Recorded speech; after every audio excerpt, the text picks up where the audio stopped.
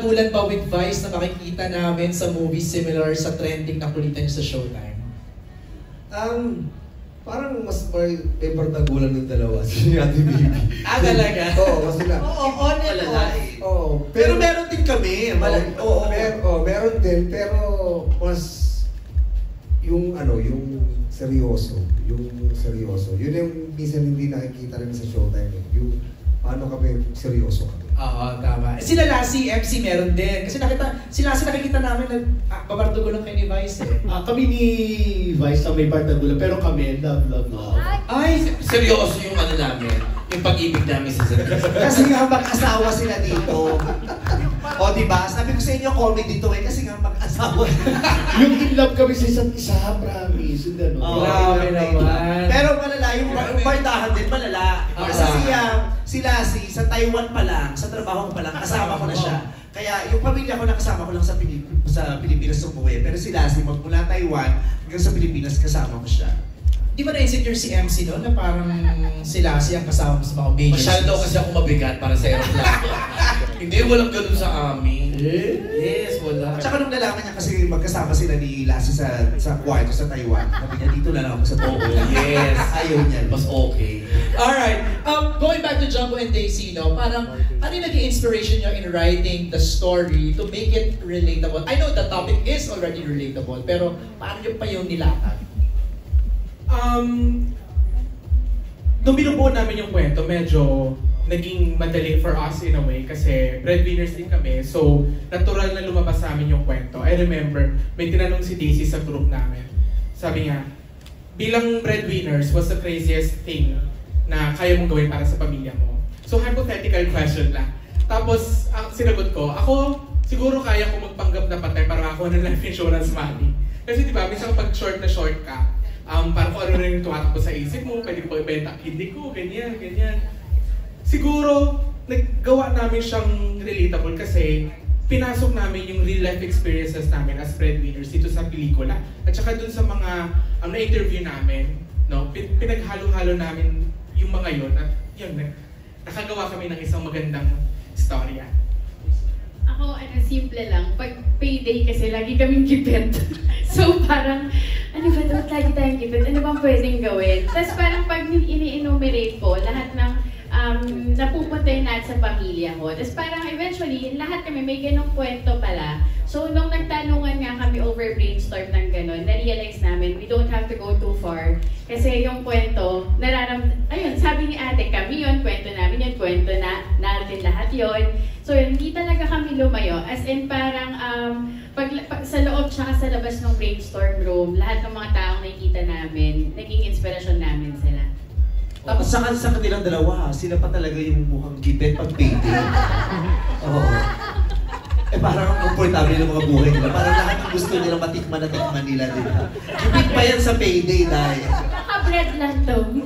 Bread lang yung kinain nila. Uy, pero ang ganda nun yung payday. Totoo yun. Yeah! Totoo yun. Pinagkakasya mo. At saka yung iba kapag pagdating ng payday, wala na eh. Kasi ibabayad mo na yun, nagastos mo na yun bago mo pa nakuha. Diba? Ang tagal mo siyang pinagtrabahuhan 15 days, tapos nahawakan mo lang siya ng 15 minutes. Correct. Dumaan nga lang yung nasabi nila. Argus, ikaw naman! Kamusta? Ka-work si Meme sa first movie mo? Masaya po siya ka-work. Nakakatawa po siya ka-work.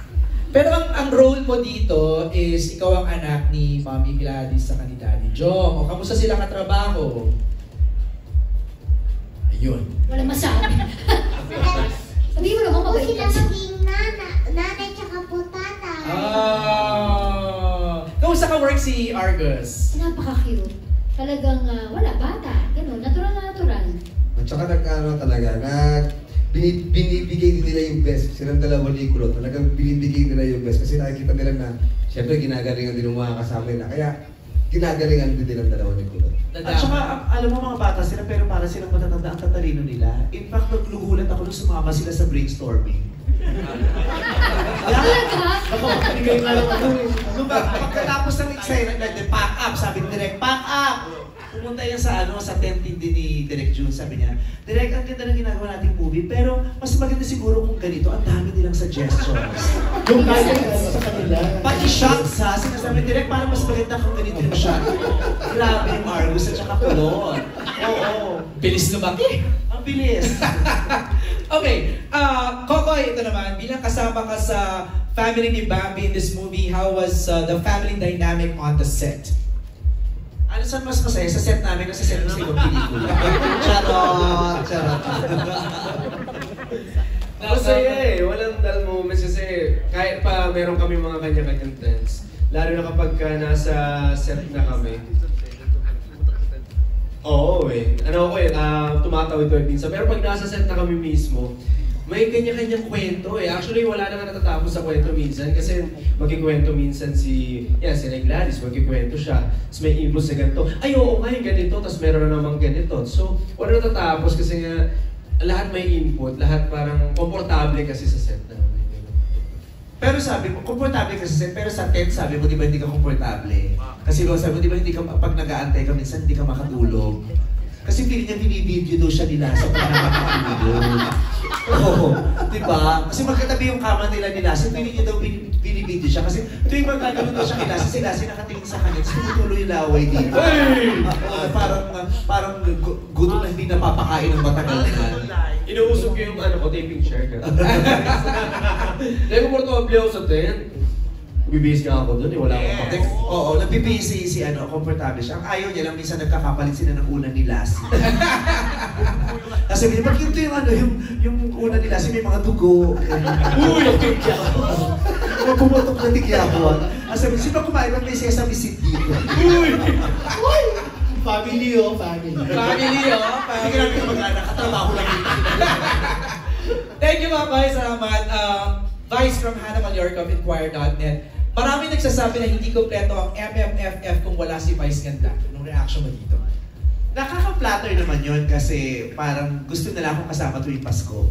Parang mas normal sa kanila pag nandiyan ako sa pag-Pasko. Parang iba pag wala ako. Kaya ang masarap sa pakiramdam kasi yung parang bahagi na talaga ako ng pamilya nila.